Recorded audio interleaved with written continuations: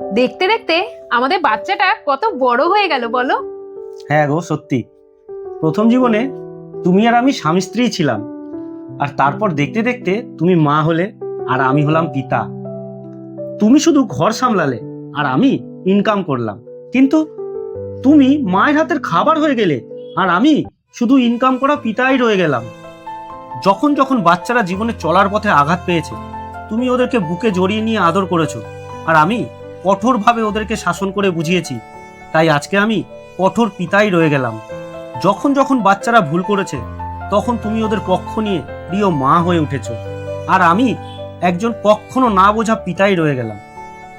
বাবা রাগ করবে এই কথা বলে তুমি বাচ্চাদের মনের প্রিয় হয়ে উঠলে, আর আমি বিনা কারণে রাগ করা পিতাই রয়ে গেলাম।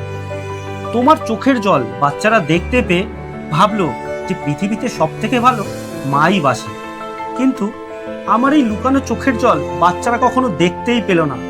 তার ফলস্বরূপ আজকে আমি একজন নিষ্ঠুর পিতাই হয়ে রইলাম। আজকে বাচ্চারা যদি কোনো উপহার আনে, তাও শুধু মায়ের জন্যই, আর আমি শুধু দেখতেই থাকলাম। আর আমি আমার সারাটা জীবন পার করে দিলাম তাদের ভবিষ্যৎ তৈরি করার জন্য।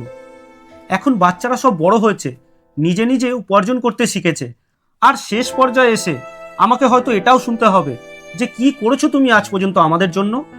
এই কথা শোনার মতো পিতাও হয়তো আমাকে কোনোদিন হয়ে যেতে হবে।